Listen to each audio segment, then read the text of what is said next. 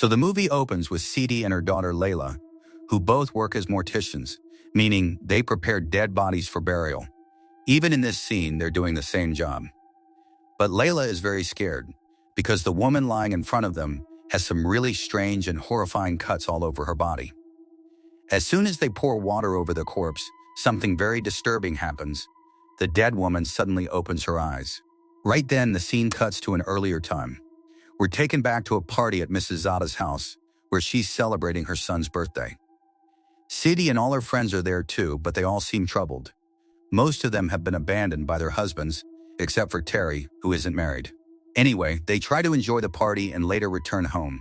But throughout the party, and even on the way back, Sidi remains unusually quiet. After reaching home, Sidi stands up to pray. For the past few days, she's been feeling extremely uneasy. And even now, as she starts praying, she suddenly feels like some spirit is praying right behind her. Frightened, she quickly finishes her prayer. Just then, an announcement is made in the village. Mrs. Aida has died. Sidi had just come back from her party. Without wasting time, she gets ready and goes to wash Aida's body, while Layla stays back home. When Sidi reaches Aida's house, she's shocked to see the condition of the corpse. The body is covered in bloodstains on her clothes, the bedsheet, and even the floor. After finishing her work, Sidi returns home, where Layla and her son Arif are trying to control water leaking from their broken roof. Layla notices that Sidi looks extremely disturbed. In a panicked state, Sidi starts burning Aida's clothes. When Layla asks, "Mom, what are you doing?" Sidi replies, "The belongings of the dead should be burned." Layla nods and tells her to go inside while she handles it. While burning the clothes, Layla finds a torn photograph among them, and in that ripped picture, her mother Sidi is also standing. Strange things continue happening in the house. As Sidi lies on the bed, she feels like Layla has come and laid down beside her. She asks, "Did you close the door?" But when she turns around, no one is there. She's completely terrified. A moment later, Layla actually walks in and asks what happened, but Sidi hides everything from her. Later that night, while everyone is asleep, a terrifying shadow enters their room. Sidi suddenly wakes up, sensing its presence. Before she can react, the shadow grabs her by the throat. The scene cuts again, and the next morning, when Layla wakes up, she finds Sidi dead in a horrific state. Blood is everywhere. Sidi is gone, and it's clear that the shadow from last night is responsible. Layla and Arif are completely shattered by Sidi's sudden death, and in the entire village, apart from Sidi and Layla, there are no other morticians. Now Layla had to bathe her mom all by herself. It was time to wash Sidi's body, so Layla came in to do it.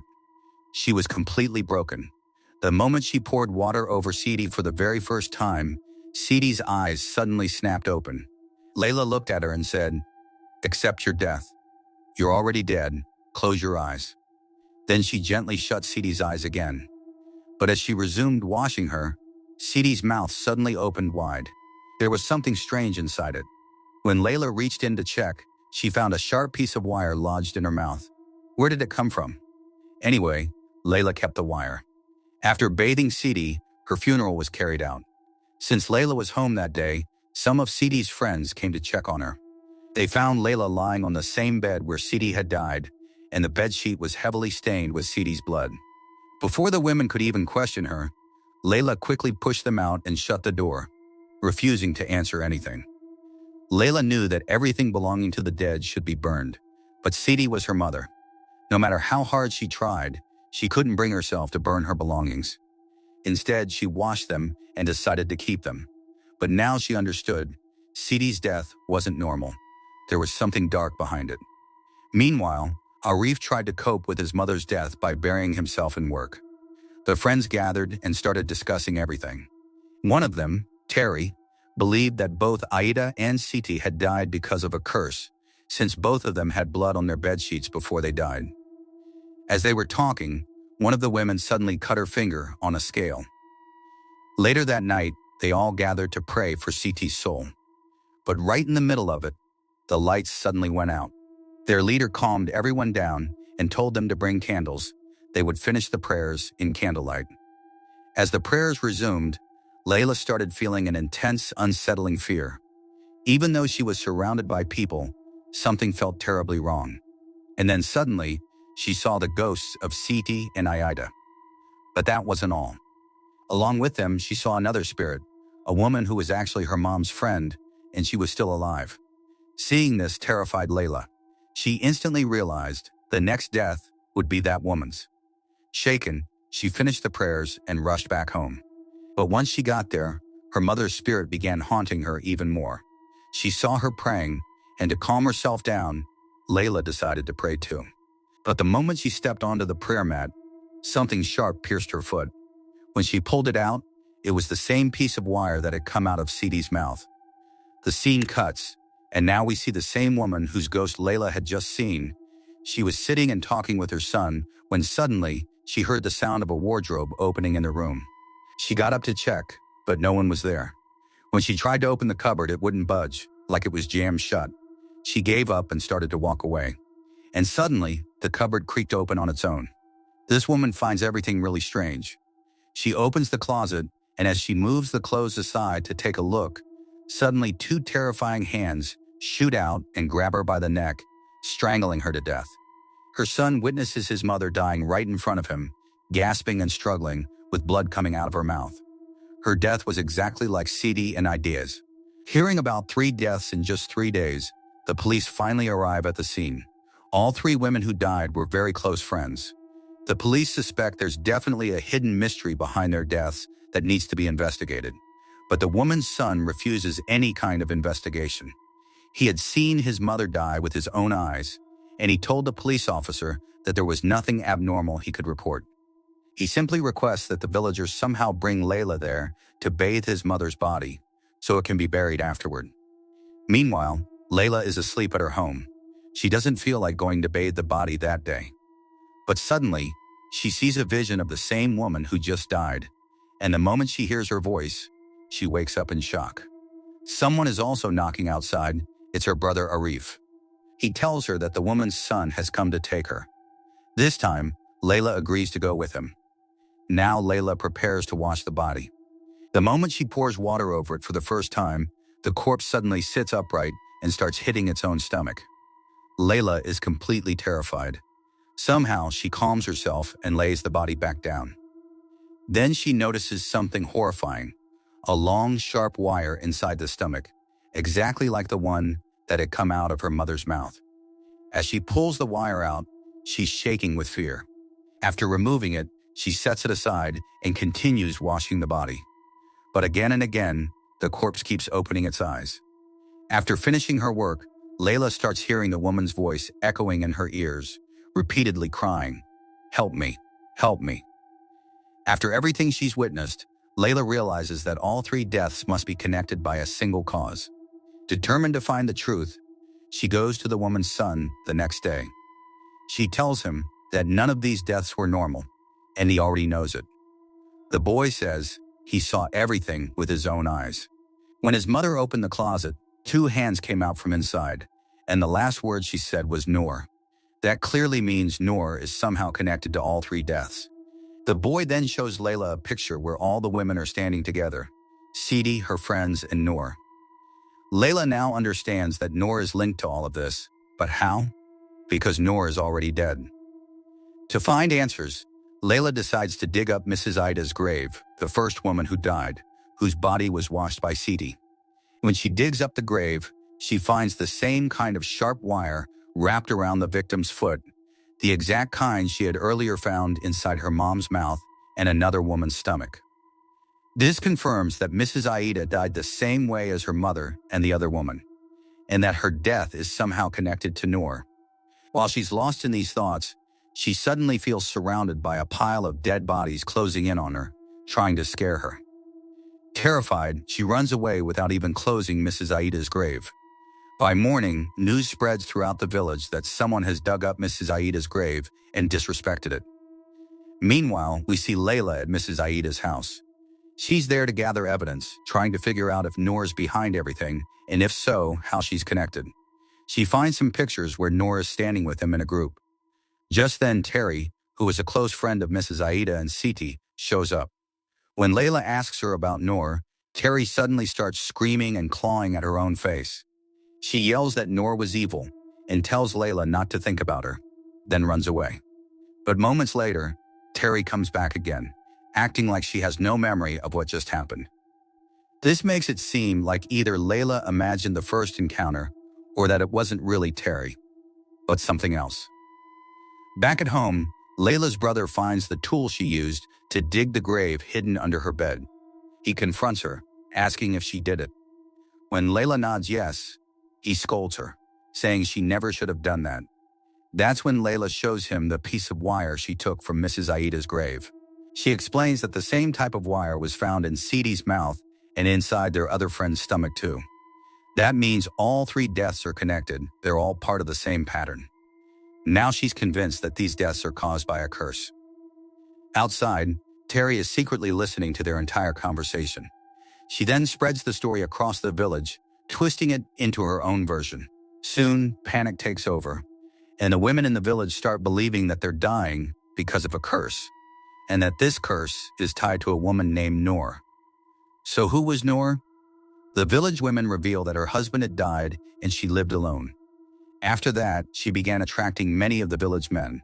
Because of this, the women came together and forced her out of the village. Rita, Layla's friend, pushes back on this and tells the women that if the men were going to Noor, then it wasn't Noor's fault, it was the men's. When Layla finds out that the curse rumor has spread throughout the entire village, she confronts Terry angrily, saying she knows Terry is the one who started it. She demands to know why she would do such a thing. While they're arguing, police officers arrive. They tell Layla that 3 deaths are highly suspicious, and if she finds anything, she should report it immediately. After the officers leave, Layla notices something strange. Terry's condition is getting worse. At times it seems like Noor's spirit is trying to possess her, and at other moments it feels like the souls of the dead women are taking over her. Noor explains that all those women teamed up and accused her of stealing their husbands, but she insists she never did anything like that. Layla can still see that even after dying, those women are somehow repeating the same accusations against Noor. Hearing all this leaves Layla confused, but at the same time, she starts uncovering many hidden truths. A little later, when Terry recovers, Layla returns home. Even there, she's collecting Noor's photos and the sharp wire fragments she found near all the dead bodies. Seeing this, her brother gets extremely worried and tells her to stop whatever she's doing. But Layla refuses. She tells him, "No, I'm not stopping. Someone murdered our mom, and I'm going to find out who did it." Night falls. Layla lies down to sleep, and soon we see that same shadow, the one that killed Siti and the other women, now approaching her. The shadow grabs Layla by the throat and strangles her to death. After that, we see Layla's funeral, and now she's lying in her grave. Suddenly, she regains consciousness and jolts awake, revealing that it was all just a terrifying nightmare. As soon as she wakes up, she runs to her friend's house, where she finds something hidden under a broken tile. These are pictures of all the women who have died, women who were once close friends. There are strands of hair attached to the photos, as if someone was trying to perform some kind of dark ritual using them.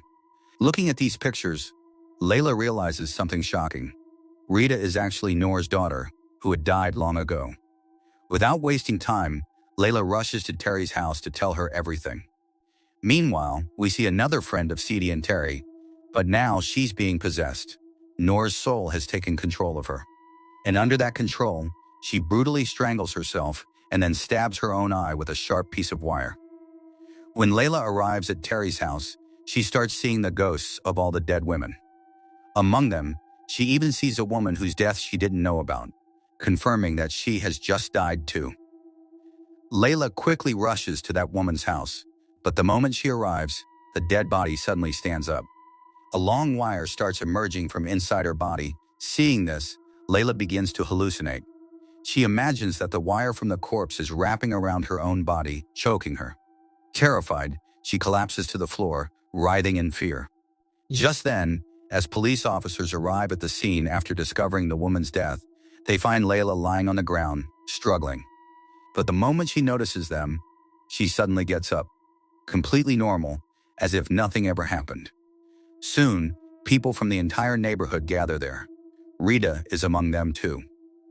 Pointing at Layla, someone tells the police officer she's the reason all these women are dying. She's Noor's daughter, and she's the one who cursed everyone. But when Layla confronts Rita in front of everyone, Rita hugs her and calmly says, "Their sins are theirs. You don't have to carry the burden of their guilt." After saying this, Rita quietly walks away. But after Rita left, all the women there suddenly started feeling intense pain. They began writhing and screaming, as if Rita had possessed them or cursed them somehow. Everyone realized that whatever was happening to them, it was all because of Rita. That's why the women completely lost control. They stormed into Rita's house, grabbed her by the hair, and dragged her outside. The moment they got her out, Rita screamed that this was their punishment for hurting her mother. Then the scene shifts into a flashback, revealing what really happened to Noor. In reality, Sidi, Aida, and all the women in their group had husbands who became obsessed with Noor. Because of Noor, their husbands abandoned them. But instead of blaming their husbands, these women started blaming Noor. They dragged her out of her house, tied her up with sharp wires, and brutally tortured her, beating her mercilessly. During this torture, Sidi's mom, Aida, and the same women, who are now dead, were leading the attack. That's why Noor killed them in the same way, placing sharp wires on their bodies, because she herself was tortured and killed with those wires. The scene returns to the present. Rita tells them that she couldn't take revenge for her mother's death while she was alive, but it's a good thing her mother got her revenge after death. Hearing all this, the women once again start attacking Rita.